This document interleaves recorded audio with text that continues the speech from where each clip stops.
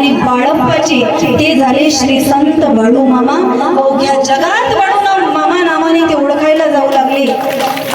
मेंढरा सुरुवातीला ज्या वेळेला जायचे ना, काही 2-4 होती सोबत, पण जनावराला जरी संतांची संगती लाभत असेल ना, जनावर सुद्धा संतांच्या संगतीत राहून त्यांचे काहीतरी गुण त्याच्यामध्ये आल्याशिवाय राहत नाही.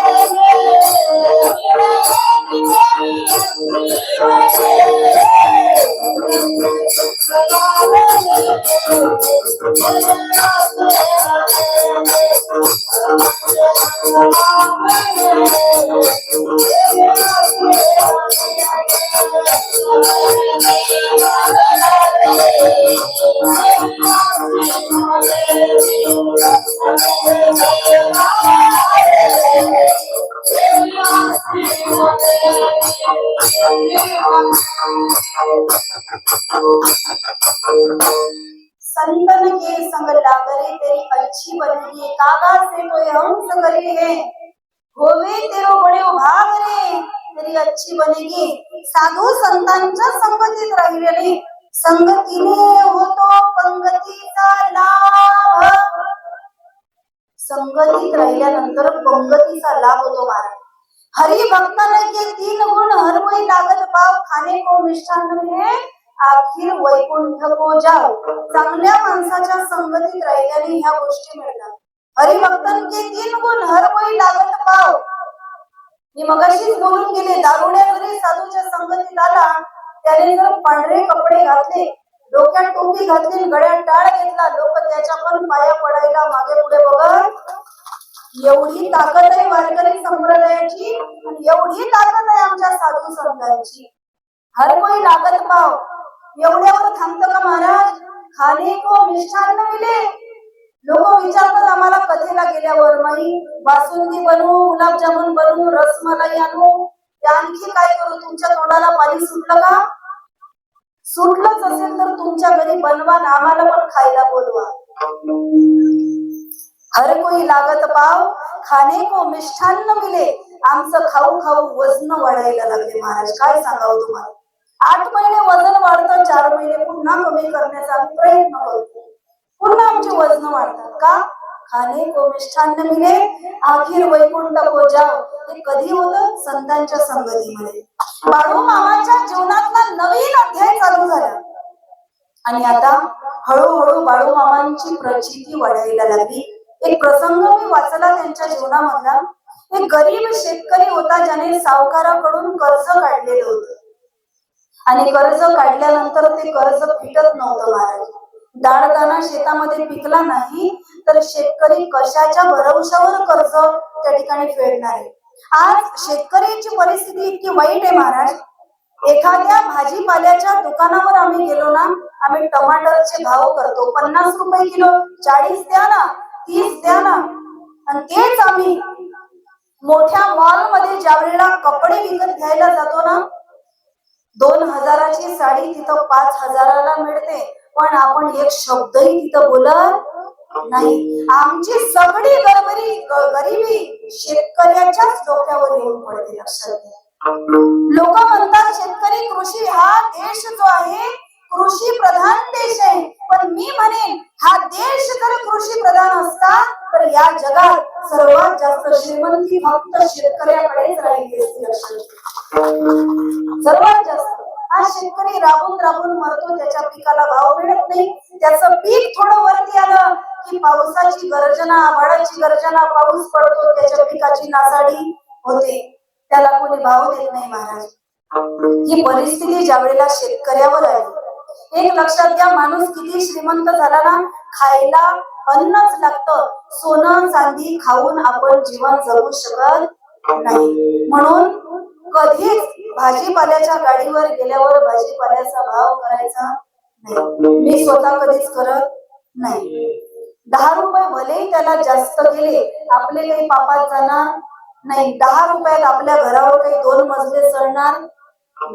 त्या बिचाऱ्या गरीबाच्या संसाराला उपयोगी येतील, त्याचे आशीर्वाद आपल्याला लागेल. जेव्हा संकट जीवनामध्ये आलं, दाडदारा पिकला नाही, एकच मार्ग उरला. त्या शेतकऱ्याने ठरवलं आपण आत्महत्या करायची. बाळूमामांची कीर्ती ऐकली कानावर, आणि कोणीतरी सांगितलं की बाळूमामांचे मेंढर ज्याच्या शेतामध्ये बसतील ना, त्याच्या जीवनाचं कल्याण झाल्याशिवाय राहणार नाही. आणि हे ज्यावेळेला ऐकलं, गावामध्ये शोधायला लागला, बाळूमामांच्या जवळ गेला, ढसा ढसा रडायला लागला. बाळूमामांचे पाय धरले. मामा, आजच्या दिवस या गरीबाच्या शेतात तुमची मेंढर बसवा, तुम्ही या गरीबाच्या शेतात या. बाळूमामाने त्याला उचललं. महाराज, संत कोणाला म्हणतात? ज्याने भगवे कपडे घातले, कपाळावर मोठा तिलक लावला, जो फार मोठे मठ मंदिर बांधतो, तो संत नाही. जो गरीबाला जवळ घेतो, ज्याला गरिबी श्रीमंती हा भेद समजत नाही.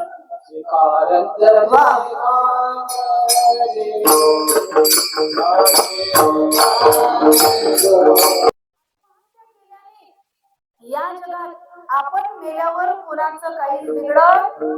कधी कधी आजी म्हणते, आता माझं ना सगळंच झालं, पण मी गेले तर माझ्या घराचं कसं होईल? तुम्ही बिनधास्त मरा, कुणाचं काही बिघडत.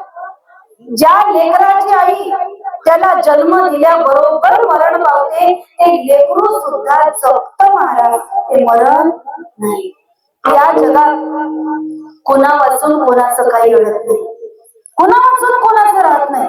पण जीवनामध्ये संत जर आपल्या असेल, भगवंताच्या भेटीची घाई करू नका, संतांच्या दर्शनाची घाई करा. संत ज्याला जीवनामध्ये भेटतात, त्याला एक ना एक दिवस कुठल्या ना कुठल्या रूपामध्ये भगवंत भेटल्याशिवाय राहत नाही. ही सत्यता आहे जीवनातली. लक्षात त्याला भेटतो महाराज, भगवंत निश्चित भेटतो. आज बाळूमामाने हाक ऐकली गरीबाची, आपले मेंढर त्या शेतकऱ्याच्या शेतात बसवले. काही कृपा झाली महाराज बाळूमामाची. संत चरण रस लागता सहज, वासनेची बीज जडून जाय, आणि मग रामनामी उपजी आवडी, सुख गडबडी वाढू लागली. आनंद आला शेतकऱ्याच्या जीवनात. धान्य पिकलं, कर्ज बाजारी होता, कर्ज पिकलं, घरात धान्याच्या राशीच्या राशी पडल्या. आणि त्या दिवशी त्याला बाळूमामा काय आहे, बाळूमामाची प्रचिती काय आहे, बाळूमामाचा चमत्कार आहे, हे त्या क्षणाला त्या शेतकऱ्याला कळलं. या उलट तुम्हाला आणखी सांगू नये, ज्याने बाळूमामाची अवहेलना केली, त्याच्या जीवनाचा सत्यानाशच झालेला आहे. आणि होईल महाराज, नक्की होईल. एक चरित्र असं मी त्यांचं वाचलं, ऐकलं की एक श्रीमंत सावकार होता, ज्याला स्वतःच्या धनाचा, स्वतःच्या पैशाचा एवढा अभिमान झाला होता महाराज, की गरिबांना भरपूर व्याजाने पैसा द्यायचा. आणि गरीब शेतकरी जेव्हा त्याचं व्याज देऊ शकत नव्हते, जमिनी हडप करायचा. बाळूमामांची कीर्ती ज्या वेळेला त्याच्या कानावरती पडली, कीर्ती कानावरती पडल्यानंतर त्याला ते सहन झालं नाही. कारण जे अहंकारी लोक असतात, ते स्वतःला देव मानतात. हिरण्यकश्यपू तसाच होता. तो म्हणत होता, मीच देव आहे, माझीच पूजा करा, माझ्यापेक्षा मोठा देव नाही. परंतु प्रल्हादजी त्या कुळात जन्माला आले, म्हणून हिरण्यकश्यपूचा उद्धार झाला. गर्विष्ठ असणारा हा सावकार होता. याने विचार केला, कोण आहे हा बाळूमामा? याला तर मी अद्दल घडवल्याशिवाय राहणार नाही. कोण म्हटला? सावकार म्हटला. याला तर मी अद्दल घडवल्याशिवाय राहणार नाही. घरामध्ये भोजनाचा कार्यक्रम ठेवला. बाळूमामांना विनंती केली, आमच्या घरी भोजनाला या.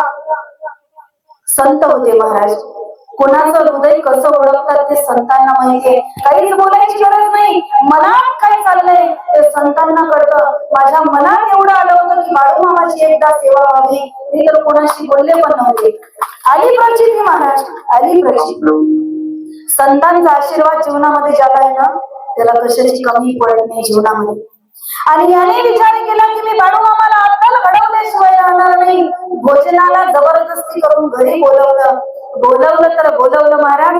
सर्वांना जेवणाचे ताट वाढले आणि बाळूमामाला जे जेवायचं ताट वाटलं ते अनेक दिवसाचं शिळं अन्न होतं, जे कुजलेलं होतं, जे सडलेलं होतं, ज्या अन्नाचा वासही माणसाला सहन होणार नाही इतकं घाणेरडं ते अन्न होतं. ताट वाढलं बाळूमामाच्या समोर, सांगितलं जेवा. त्याला माहिती होतं कुजलेलं अन्न आहे, सडलेलं आहे. एक तर ताट फेकून देईल नाहीतर रागाने उठून जातील. जसे रागाने उठून जातील सगळ्या लोकांना सांगू आपण बघा कसा संत आहे, बघा याची नाचक्की केल्याशिवाय आज राहायचं नाही. हे संत होते महाराज. जसं ताट समोर आणलं त्या ठिकाणी सडलेलं अन्न पाहिलं, कुजलेलं अन्न पाहिलं, काही बोलले नाही. डोळे लाल बुंद झाले. अन्नाचा एक घास हातामध्ये घेतला, एक सारखं सावकाराकडे पाहिलं. रागाने लाल बुंद झालेले होते बाळूमामा आणि काहीच नाही, फक्त त्या अन्नाच्या घासाकडे पाहिलं. संपूर्ण ताट जे होतं ना महाराज त्या ताटामधून एक एक मोठे मोठे सरपटणारे किडे बाहेर पडायला लागले आणि ते किडे त्या सावकाराच्या माग धावायला लागले. ज्या वेळेला सावकाराच्या माग सरपटणारे किडे धावायला लागले त्या ठिकाणी पश्चाताप झाला. काय करून बसलो आपण? आणि त्यावेळेला शरण केले महाराज बाळूमामांना. जसे शरण केले बाळूमामाने सांगितलं अरे वेड्या, गरिबांना सडलेलं अन्न खाऊ घालशील, एक दिवस तुझं जीवन सडल्याशिवाय राहणार नाही. एवढी मोठी संपत्ती तुला भगवंताने दिली, याचा उपयोग गरीब समाजासाठी कर, निश्चित तुझ्या जीवनाचं कल्याण होईल. एवढा अहंकारी असणारा सावकार पण साधू संतांच्या संगतीत आला, बाळूमामाच्या संगतीत आला. आणि काय झालं महाराज, वासनेचे बीज जळून जाय, वासना घडून गेली जीवनामध्ये आणि भगवंताच्या नामामध्ये भजनामध्ये आसक्ती निर्माण झाली. बाळूमामांचा सर्वात मोठा भक्त झाला. तो लक्षात घ्या, सर्वात मोठा भक्त झाला. म्हणून संतांची संगती माणसाला जीवनामध्ये नक्कीच मिळाली पाहिजे. जीवनाचं सोनं होतं भजन कीर्तन. जीवनामध्ये जोपर्यंत आहे तोपर्यंत जीवनामध्ये घाबरायचं कारण नाही. कोरोना सारखं महाभयंकर संकट अवघ्या जगावर आलं. ज्याच्या घरी 5-5 मजली बिल्डिंग आहे त्याच्यावरून उड्या टाकून मेले लोक. आपण जर कोरोनात मेलो असतो तर आज बाळूमामाच्या कीर्तनात तुमचं मला माझं तुम्हाला दर्शन झालं नसतं. ही कृपा कुणाची महाराज? त्या भगवंताची, त्या बाळूमामाची कृपा आहे की अजूनही आम्हाला या आषाढी वारीसाठी त्यांनी काय ठेवलं, शाबूत ठेवलं. एकमेकांच्या भेटी घडवल्या, एकमेकांचं दर्शनाचं आम्हाला या ठिकाणी झालं. हेच संतांच्या संगतीचं महत्व आहे. साधू संतांच्या संगतीत जो व्यक्ती येतो त्याच्या जीवनाचं सोनं होतं. मी नेहमी सांगत असते अंगात जर ताप असेल तर माणसाला भोजन गोड लागत, झोपल्या काय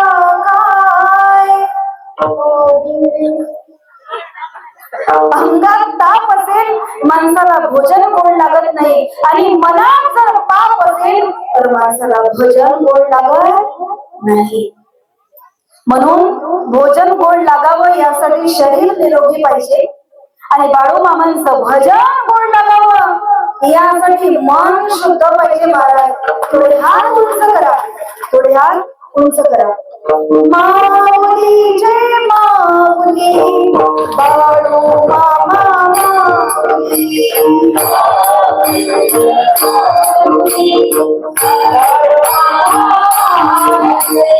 माऊली जय माऊली, बाळूमामा माऊली.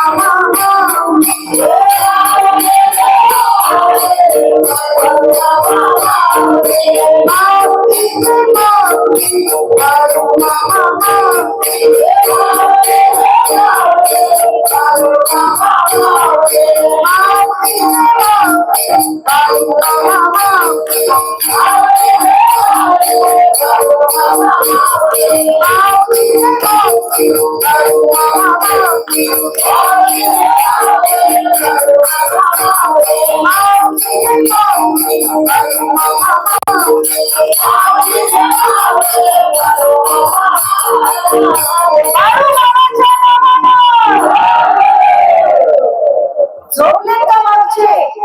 थोडा मोठ्याने आवाज येऊ द्या. जेवढे लोक आहेत ना आजूबाजूला रोड पर्यंत सगळ्यांनी जोरात म्हणायचंय. हात उंच करा सर्वांनी.